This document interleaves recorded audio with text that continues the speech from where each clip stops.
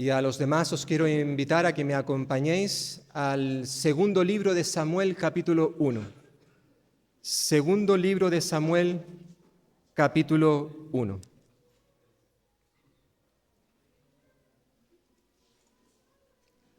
Como ya se había anunciado, volvemos a retomar la serie de predicaciones basadas en el libro de Samuel. Y estamos ahora comenzando en el segundo libro. Y vamos a mirar en esta mañana todo el capítulo. Como recordaréis, todos aquellos que ya habéis estado asistiendo en el curso pasado y escuchando esta serie de predicaciones, recordaréis que el primer libro de Samuel terminó con la muerte de Saúl, Jonatán y muchos soldados israelitas. Terminó con la muerte de Saúl, y ahora el segundo libro de Samuel comienza también hablándonos o recordándonos la muerte de Saúl.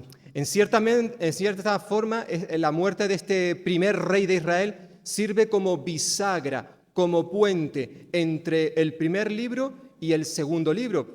Aunque vuelvo a recordar, como ya lo dije en su momento, que originalmente estos libros no eran dos, era un solo tomo, ¿vale? Así la veíamos en la Biblia hebrea. Pero luego fue en el siglo XI aproximadamente cuando este libro se dividió en dos tomos, ¿de acuerdo? Y es interesante, como vamos a ver a partir de hoy, que a pesar de la muerte del rey Saúl, hay una continuidad en este libro.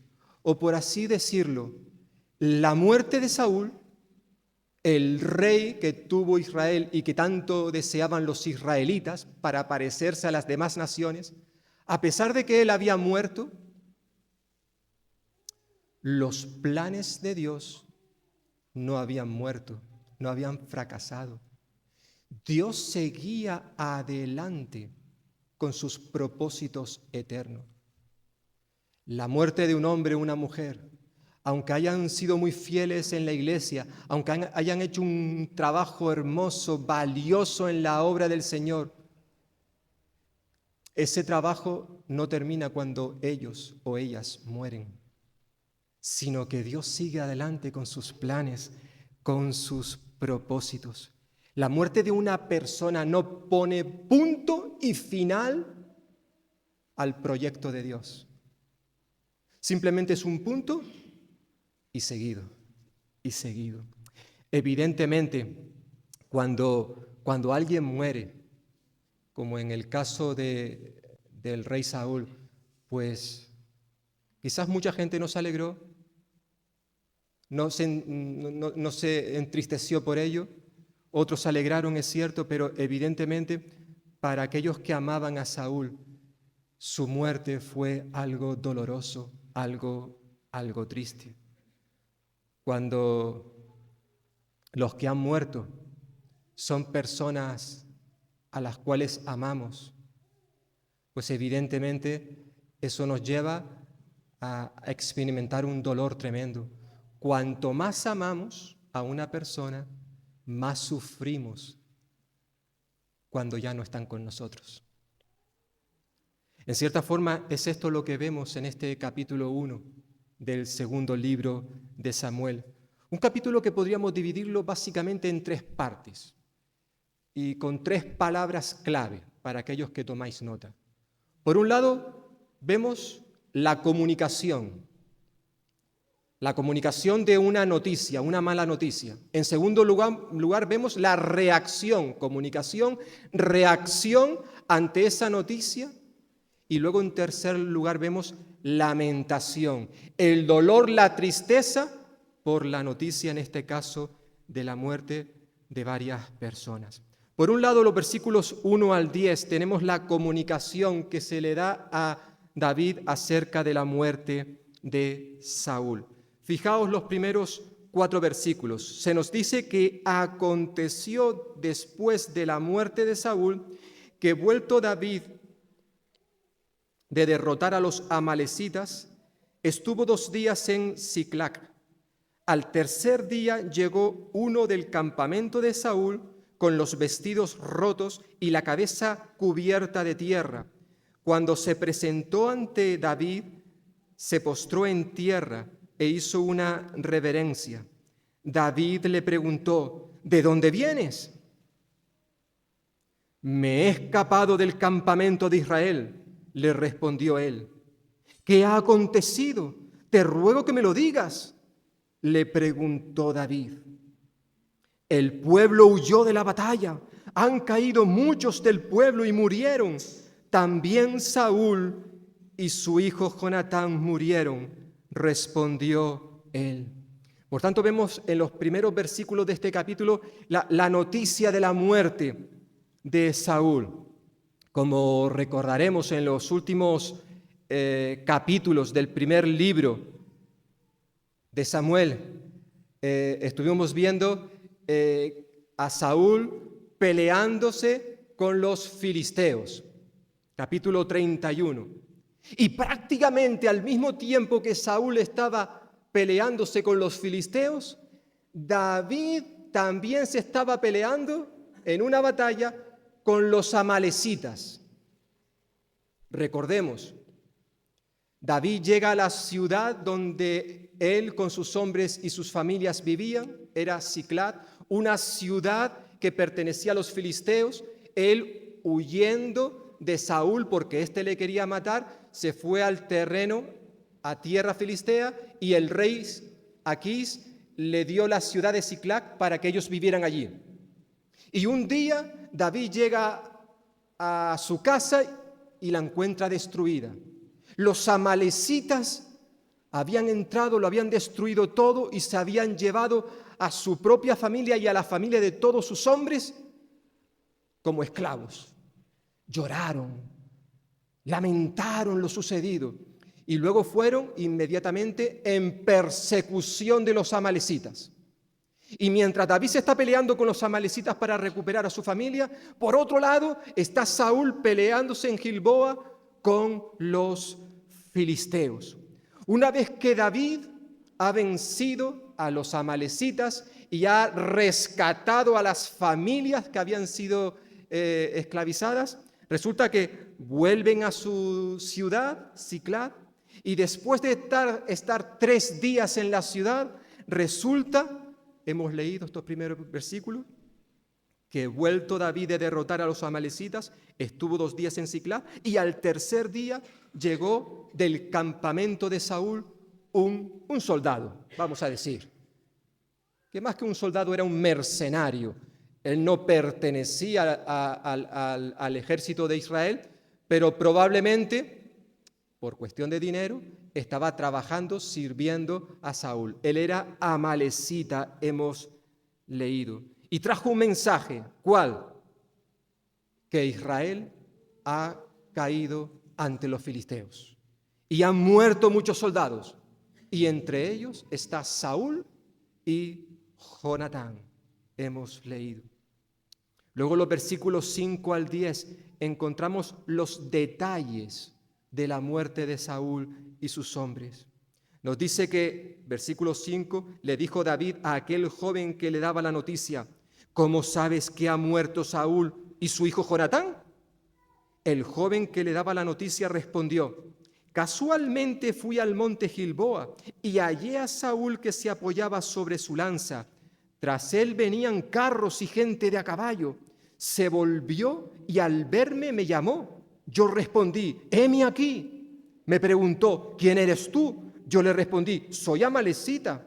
Luego me dijo Saúl: te ruego que te acerques y me mates, porque se ha apoderado de mí la angustia, pues aún sigo vivo. Yo entonces me acerqué y lo maté, porque sabía que no podía vivir después de su caída. Tomé la corona que llevaba sobre su cabeza y el brazalete que tenía en su brazo, y se los he traído aquí a mi señor. Es decir, el amalecita le trajo la noticia a David, dándole todo detalle preciso en cuanto a cómo habían surgido los hechos. Evidentemente, hermanos y hermanas, la versión de la Amalecita es muy distinta a la que, como recordaréis, vimos en el último capítulo de Primera de Samuel, capítulo 31, donde allí se nos dice que Saúl había caído herido y le dijo a su escudero: mátame. El escudero dijo: nanay de la China, yo no voy a ponerle la mano a mi rey. Entonces fue Saúl mismo quien, apoyándose en su espada, se quitó la vida, se suicidó. Y luego el escudero hizo lo mismo. Eso fue lo que vimos en el capítulo 31. Pero aquí ahora este mensajero dice algo diferente. ¿Qué está pasando aquí? Bueno, probablemente, así al menos opinan la mayoría de los comentaristas, muy probablemente lo que sucedió fue que este Amalecita, este mensajero, se inventó, fabricó una historia. Nadie duda de que él estuviera en el campo de batalla. De hecho, traía consigo la corona y el brazalete del rey Saúl. Hemos leído versículo 10. Pero seguramente él, ya cuando encontró a Saúl, éste había muerto. Y él vio en ese momento una oportunidad para tomar la corona, el brazalete del rey y llevárselas a David. En cierta forma, con el propósito de llevarle buenas noticias, ya que evidentemente era conocido de que Saúl no se llevaba bien con David, de que Saúl había estado intentando durante años matar a David. Por tanto, muy probablemente este soldado, este mercenario que trabajaba en el ejército de Israel, aprovechó aquello como una forma de obtener alguna ganancia, alguna recompensa. Fijaos, versículo 10, los he traído aquí, la corona, el brazalete, los he traído aquí a mi Señor, como esperando una recompensa.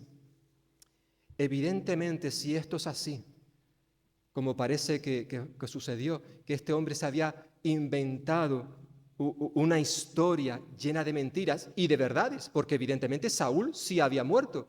En esto no mintió, pero sí mintió en cómo murió Saúl. Este hombre hizo mal.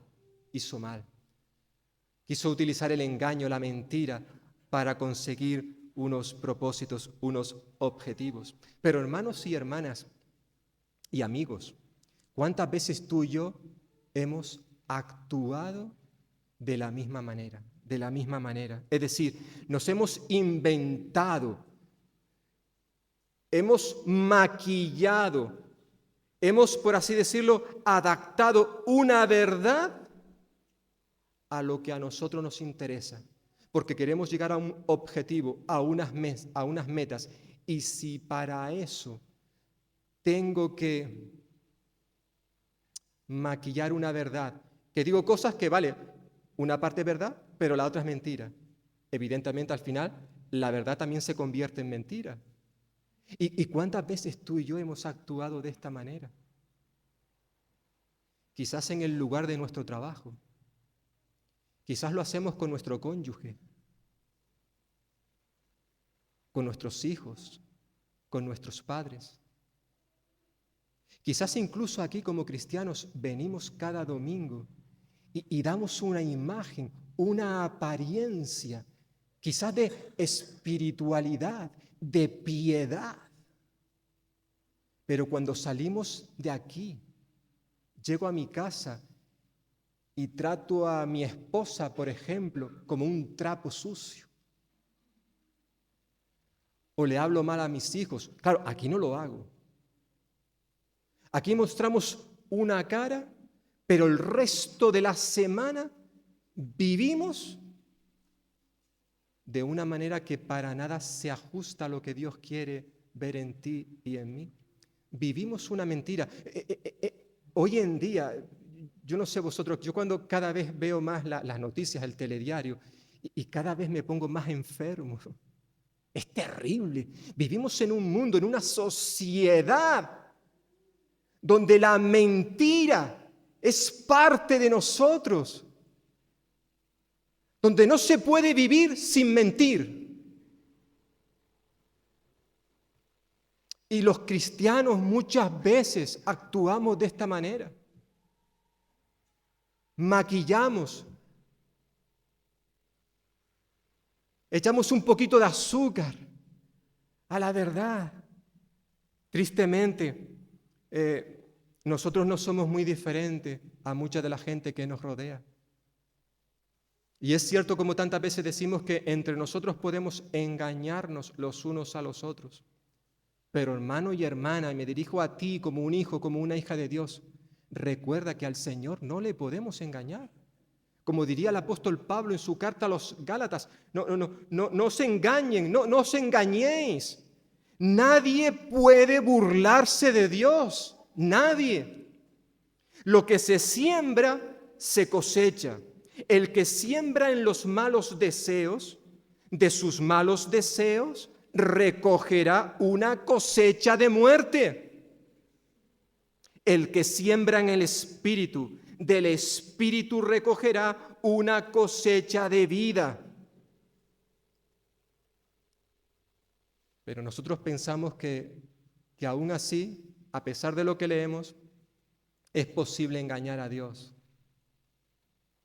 Somos una especie de Ananías y Zafira, aquel matrimonio del cual se nos habla en el libro de los Hechos de los Apóstoles, que pretendieron mentir ante los discípulos, pero se olvidaron que ante el Espíritu Santo nadie puede mentir, y como consecuencia ellos perdieron la vida. Hermanos y hermanas, la verdad no puede ser adulterada. La verdad tiene que ser un estilo de vida para el creyente, aunque eso a veces nos lleve a meternos en problemas, aunque la gente nos rechace por decir la verdad. Los que visteis el programa esta mañana de Buenas Noticias, se está haciendo una serie de programas basados en la armadura de Dios. Efesios capítulo 6. Donde se nos pide a los creyentes que nos vistamos con toda la armadura de Dios para que podamos resistir en el día malo, que estemos firmes. Y en esa armadura comienza, que fue de lo que se habló en el día de hoy, se nos habla de que debemos ponernos en nuestra cintura la verdad. Estad pues firmes, ceñida vuestra cintura con la verdad. Con la verdad. Hoy más que nunca necesitamos a hombres y mujeres nacidos de nuevo, a creyentes que estén dispuestos a ser valientes, diciendo siempre la verdad. ¿Por qué? Porque tenemos un Señor y Salvador que es la verdad. Jesús dijo: yo soy el camino, la verdad y la vida. Mi palabra es verdad, dijo el Señor Jesús. Y nosotros tenemos que compartir esta palabra, hermanos, con vidas que realmente reflejen que somos personas sinceras, genuinas, verdaderas. Por tanto, este amalecita pensaba que adulterando, maquillando la verdad en cuanto a la muerte de Saúl, iba a obtener algún beneficio. Y después de esa comunicación de la mala noticia, versículo 1 al 10, vemos en segundo lugar la reacción ante la mala noticia. Versículo 11 y 12. Dice que, versículo 11, que entonces David, una vez que le han contado lo que ha sucedido, entonces David, tirando de sus vestidos, los rasgó. Y lo mismo hicieron los hombres que estaban con él. lloraron, se lamentaron y ayunaron toda la noche por Saúl y por su hijo Jonatán, por el pueblo de Jehová y por la casa de Israel, pues habían caído a filo de espada. Es decir, vamos a ver en los versículos 11 al 16 que la forma de reaccionar de David y sus hombres se demostró de dos maneras. Por un lado, reaccionó con dolor en su corazón. Uno esperaría que aquella noticia que trajo aquel mercenario llenase de alegría a David. El saber que quien te está persiguiendo para matarte es lo que hacía Saúl hacia David, persiguiéndolo para matarlo. Ahora, el saber que el que me está persiguiendo para matarme ha muerto, eso se podría catalogar como una buena noticia. Una buena noticia. Con la muerte de Saúl, ahora David tenía vía libre para subir al trono, lo que se le había prometido aproximadamente unos 15 años atrás, cuando fue ungido para ser el rey de Israel. Ahora era su oportunidad. Ahora que ha muerto Saúl, ¡qué bueno! ¡Qué alegría! ¡Qué noticia más buena, más buena! Pero vemos, como acabamos de leer, que David, en vez de gozarse ante la noticia, más bien se llenó de tristeza y de lamento. Un profundo dolor le embargó a él y a todos sus hombres. Lo que parecía una buena noticia, en realidad era una mala noticia. Al menos por dos razones que hemos visto en el versículo 4. Por un lado, porque en esa batalla, habían caído muchos hombres frente al enemigo. Es decir, el pueblo de Israel, el pueblo de Dios había sido derrotado. Y eso es una mala noticia. Pero en segundo lugar, porque habían muerto muchas personas. Y entre ellos se encontraba Saúl y Jonatán, versículo 4, y ahora versículo 11 y 12. Por eso, David, al escuchar la noticia, juntamente con sus hombres, dice el texto, fijaos los tres verbos que se utilizan, versículo 11 y 12. Dice que lloraron, lamentaron y ayunaron. ¿Por qué? Por la muerte de Saúl, Jonatán, y por la derrota del pueblo de Dios y por la casa de Israel. El honor de Dios había sido tocado.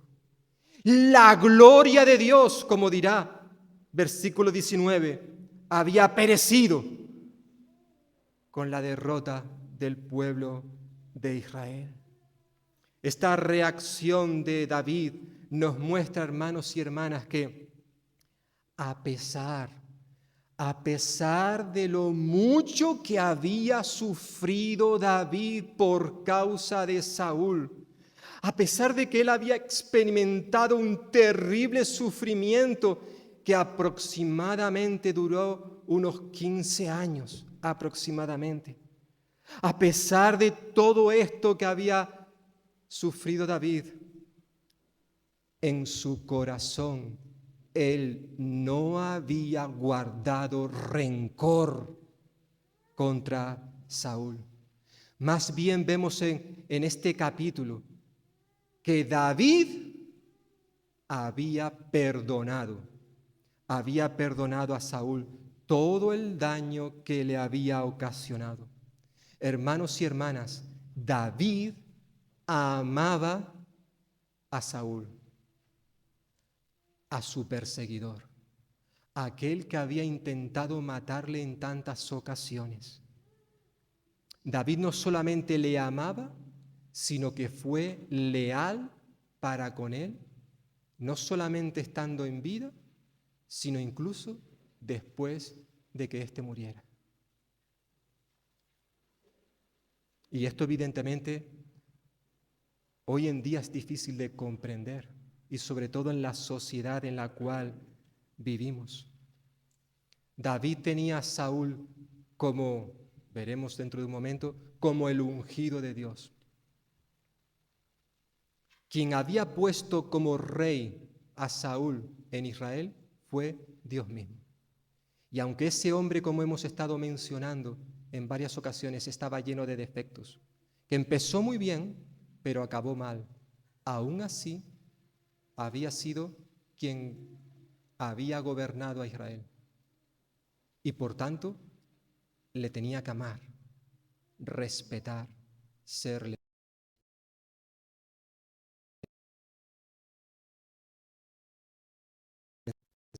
Gobernada, dirigida por líderes humanos, donde sabemos que Cristo es la cabeza de la iglesia. Pero la cabeza de la iglesia ha decidido que su iglesia, sea gobernada, dirigida por hombres de carne y hueso. Hombres que evidentemente tienen sus defectos, que cometen sus errores, pero que Dios nos llama a respetarles, a amarles, a obedecerles, a sujetarnos a ellos. Aunque a veces encontremos razones para decir, yo no hago esto. Cuando el apóstol Pablo escribía su carta a los tesalonicenses, él decía, hermanos, os rogamos que tengáis respeto por los que trabajan entre vosotros, os dirigen en las cosas del Señor y os aconsejan, os amonestan. Debéis estimarlos y amarlos mucho por el trabajo que hacen. Primera de Tesalonicenses 5, 2 y 13. Y podríamos ver más textos que precisamente nos habla de esto. David se sujetó a estas cosas. Evidentemente él no conocía la carta del apóstol Pablo, pero él sabía que aquellos hombres que habían sido puestos por Dios en un lugar de liderazgo, en una posición de liderazgo, debían ser respetados, debían ser amados, había que ser leales con ellos. Por tanto, cuando David recibe la noticia de que Saúl ha muerto, en primer lugar reacciona con dolor en su corazón, versículos 11 y 12 como hemos leído. Y también vemos que reaccionó con furor, es decir, dolor y furor, versículo 13 al 16. Una vez que ha escuchado la noticia, ¿verdad? Dice versículo 13, David preguntó luego a aquel joven que le había traído la noticia, ¿de dónde eres tú? Soy hijo de un extranjero, amalecita, respondió él.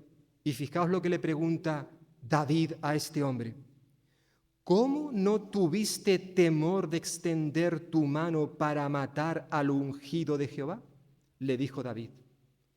Entonces llamó David a uno de sus hombres y le dijo, ve y mátalo. Él lo hirió y murió. Mientras David decía, tu sangre sea sobre tu cabeza, pues tú mismo, por tu misma boca, atestiguó contra ti al decir, yo maté al ungido de Jehová. Fijaos, David no solamente reacciona con dolor, sino también con furor cuando escucha la noticia de que este hombre que tiene delante ha dado muerte al rey Saúl. Él pensaba, este amalecita pensaba que había prestado un buen servicio al rey al inventarse aquella historia acerca de su muerte. Pero como solemos decir hoy normalmente en muchas ocasiones, el tiro le salió por la culata. Fijaos, en el pasado, como hemos estado viendo, David había tenido muchas oportunidades de haber matado a Saúl y sus hombres también, pero él nunca lo permitió. Que el Señor me libre de poner la mano sobre el ungido de Dios, sobre mi rey, sobre mi Señor. Yo no voy a hacer esto. Tuvo muchas oportunidades, pero no lo hizo. Y ahora este señor, este amalecita, viene con la noticia de que había atentado contra la vida del ungido de Dios. Por eso pregunta David, versículo 14, ¿cómo? ¿Cómo no tuviste temor de extender tu mano para matar al ungido de Jehová? Y como consecuencia, aunque él esperaba no solamente que se le salvase la vida, sino además recibir una recompensa, resulta que es ejecutado por haber hecho lo que hizo. El amalecita, como he dicho, pensaba que la noticia de la muerte de Saúl traería alegría a David especialmente, y eso salvaría su vida propia, pero fue todo lo contrario, todo lo contrario. Él se estaba alegrando de la muerte de otra persona, del tropiezo, de la caída de otros. Y hermanos y hermanas, Dios prohíbe esto en su palabra. Dios no quiere que tú y yo nos alegremos cuando aquellos que nos han hecho mal les vaya mal, que experimenten dolor, sufrimiento. Es interesante cómo lo dice el autor de Proverbios, capítulo 24, nos dice, no te regocijes cuando caiga tu enemigo, ni cuando él tropiece se alegre tu corazón, no sea que Jehová lo vea y le desagrade y aparte de sobre él su enojo. No te regocijes. Proverbio 24, 17, cuando caiga tu enemigo. Y es interesante que años más tarde el Señor Jesús va un paso más adelante, cuando dijo cómo hemos de tratar a nuestros enemigos. Jesús dijo, ¿sabéis qué se dijo en el pasado? Ama a tu prójimo y odia a tu enemigo. Pero yo os digo, eso es lo que se dijo en el pasado, pero yo, dice Jesús, os digo, amad a vuestros enemigos y orad por los que os persiguen.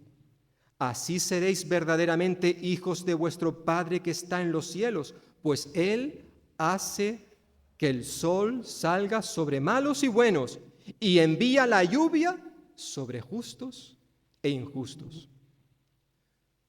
Porque, dice Jesús, porque si solamente amáis a los que os aman, ¿qué recompensa podéis esperar? Eso mismo hacen los republicanos, los recaudadores de impuestos, es decir, los pecadores. Jesús nos llama a ser diferentes. Hoy vivimos en una sociedad donde evidentemente el que la hace, la paga. Donde solamente amamos a aquellos que nos aman, a aquellos que nos caen bien, a aquellos que pertenecen a nuestro círculo. Evidentemente, a aquel o aquella que me ha hecho un daño, ya sea un familiar, un vecino, un hermano de la iglesia,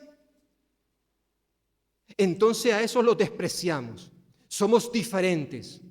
Pero Jesús dice, no. No solamente tenéis que amar al prójimo, al cercano, sino incluso tenemos que amar a nuestros enemigos y orar por aquellos que nos persiguen. David no conocía estas palabras de Jesús, pero en cierta forma vemos que él había vivido estas palabras en su propia vida. Él amó a Saúl. Él oraba, intercedía a Dios por Saúl, a pesar de que éste le perseguía para matarle. Pero no cabe duda que su reacción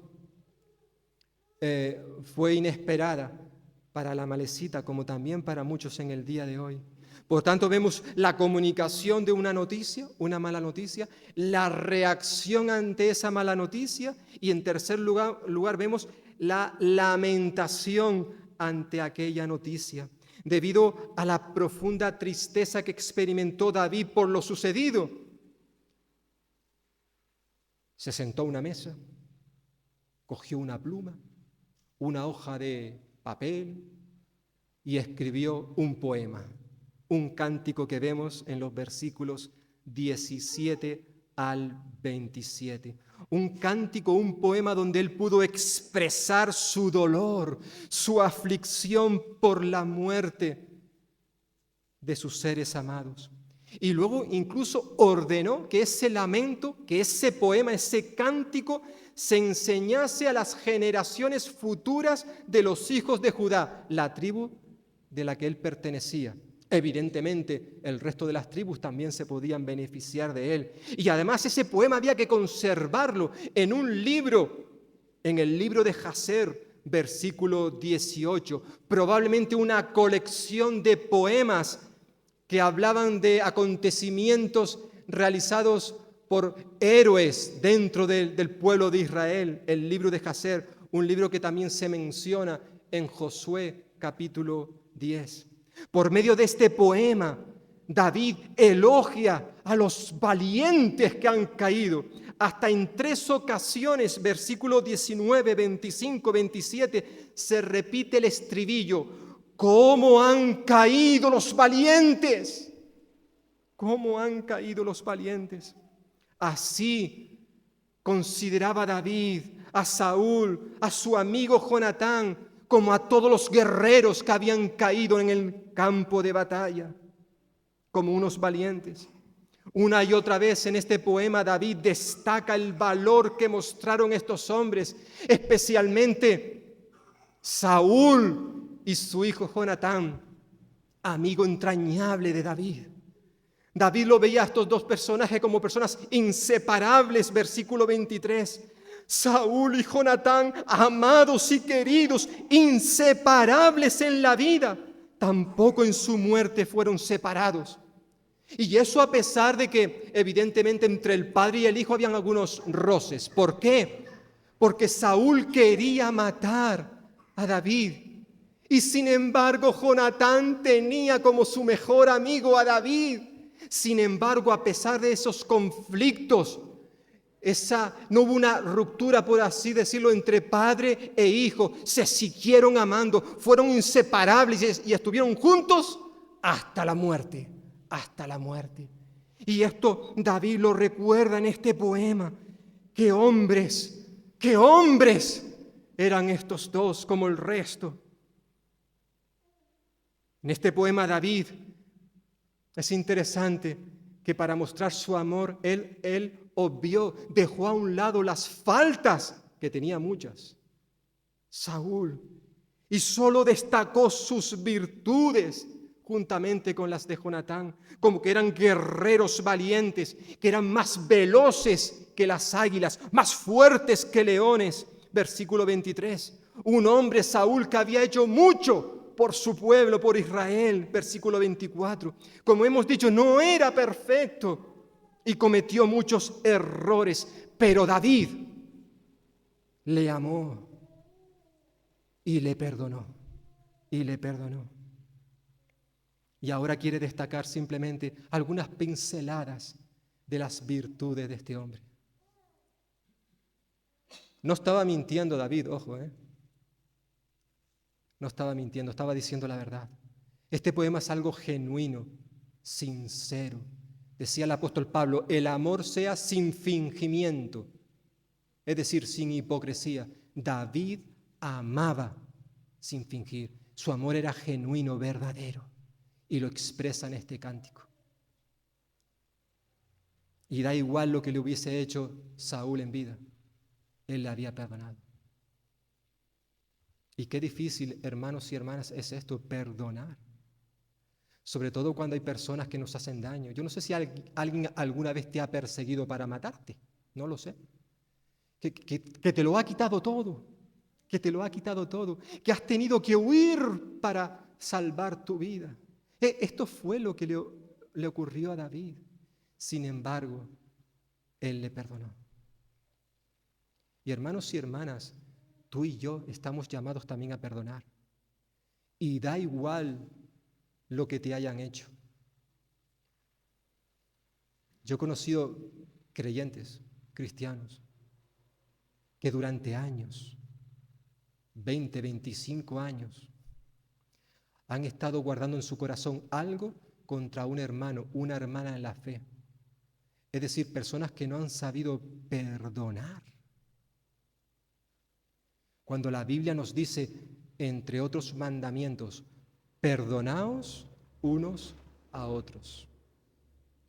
O como se nos recordaba el jueves pasado en el culto de oración, donde se está estudiando, hay un hermano que está presentándonos la oración modelo de Jesús, el Padre Nuestro, y el jueves pasado estuvimos en esa única frase que decía, y perdona nuestras deudas como también nosotros perdonamos a nuestros deudores. Es decir, le estamos diciendo, Señor, si cogemos esa oración y la hacemos nuestra, estamos diciendo, Señor, al igual que yo perdono a aquellos que tienen una deuda conmigo, yo también quiero que tú me perdones así.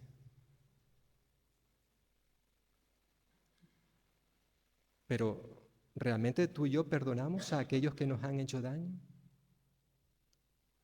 Evidentemente, cuando Jesús enseñó esto es porque Él era un ejemplo y de manera especial lo ejemplificó cuando estaba en la cruz del Calvario, allí clavado. Antes de dejar de respirar, Él levantó su voz al cielo y le dijo al Padre, Padre, perdónalos. Perdónalos porque no saben lo que hacen. Y Dios quiere que tú y yo hagamos lo mismo. Da igual lo que nos hayan hecho en el pasado. Si tú, hermano y hermana, has experimentado el perdón de Dios, si tú has entendido, tú y yo hemos entendido el Evangelio de Jesucristo, no nos queda más remedio que perdonar a cualquier persona, da igual quién sea, da igual lo que me hayan hecho. Yo voy a perdonarles en el nombre de Jesús. Yo no quiero vivir con esa carga, porque hermanos y hermanas, eso es una carga, eso es un pesado, eso es una cadena que arrastramos si no perdonamos a los que nos han hecho daño. David perdonó. Y en este poema se refleja que fue un hombre realmente leal hasta el final. El corazón de David, como hemos percibido en este poema, que te invito a que lo leas en casa, había quedado roto, desquebrajado, como si le hubieran arrancado un trozo de él cuando recibió la noticia de tantos hombres valientes. ¿Cómo han caído los valientes? Como decía al principio, cuanto más amamos a una persona, más sufrimos cuando estos ya no están con nosotros. Evidentemente, quizás esa persona más cercana a ti y a mí, que cuando se van con el Señor, pues evidentemente nos lleva a un profundo dolor. No cabe duda que es cuando fallece nuestro cónyuge. Y aquí hay hermanas y hermanos que saben de lo que estoy hablando. Ellos mejores que nadie. El perder a tu cónyuge, a ese hombre, a esa mujer con el cual has estado la mayor parte de tu vida. Hay dolor cuando un hijo fallece, cuando un padre, una madre, evidentemente siempre hay dolor cuando se nos van nuestros seres amados, pero probablemente, y como estamos viendo, cuanto más amamos a esa persona, más dolor experimentamos cuando ya no están con nosotros. Lo bueno de esto, hermanos y hermanas, y si habéis estado prestando atención, hemos estado hablando de malas noticias, la comunicación de una mala noticia, la reacción ante esa mala noticia, lamentación, dolor por la mala noticia. Quisiera terminar con una buena noticia, una buena noticia. Decía el apóstol Pablo escribiendo su carta a los tesalonicenses: hermanos, no quiero que ignoréis acerca de los que duermen, de los que han muerto, quiso decir Pablo. Lo dijo de una manera metafórica, los que duermen en el Señor. No quiero que ignoréis acerca de los que duermen, para que no os entristezcáis como lo hacen los demás que no tienen esperanza. Pablo no está diciendo, hermanos y hermanas, si tú eres un hijo de Dios, eres creyente, no tienes por qué ponerte triste cuando ha muerto un ser querido. No, Pablo no está diciendo eso.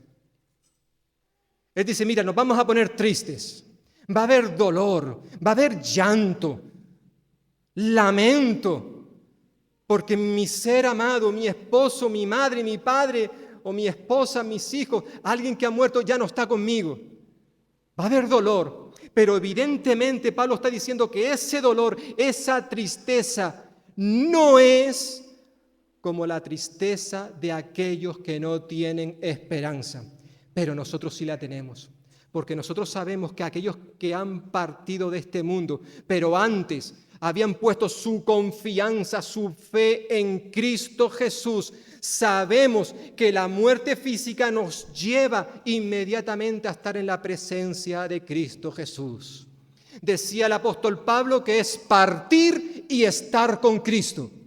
Es algo simultáneo. No es partir y estar en un lugar flotando a ver qué pasa. No, para el cristiano, para aquel que ha confiado en Cristo Jesús, sabe que la muerte lo único que hace es llevarle a la misma presencia de Jesús. Y estar con Cristo es muchísimo mejor. Evidentemente, para los que quedamos aquí, hay tristeza, hay dolor, pero también hay esperanza.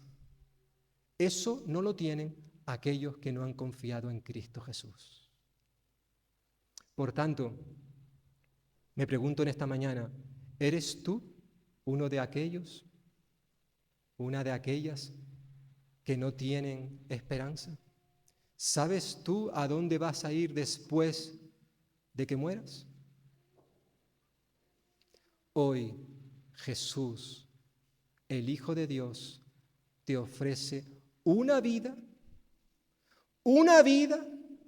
que no solamente la vas a poder experimentar y disfrutar aquí en la tierra, sino una vida que vas a seguir disfrutando cuando estés en el cielo con Él. Porque Jesús vino para darnos vida y vida en abundancia.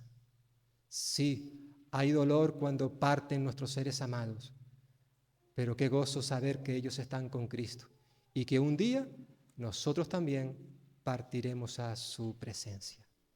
Por tanto, que el Señor bendiga su palabra y que nos ayude a recordar de manera especial, y como vamos a ver ahora al acercarnos a esta mesa, recordar lo que Cristo Jesús estuvo dispuesto a hacer por ti y por mí para que podamos tener vida, una vida llena de esperanza. Amén.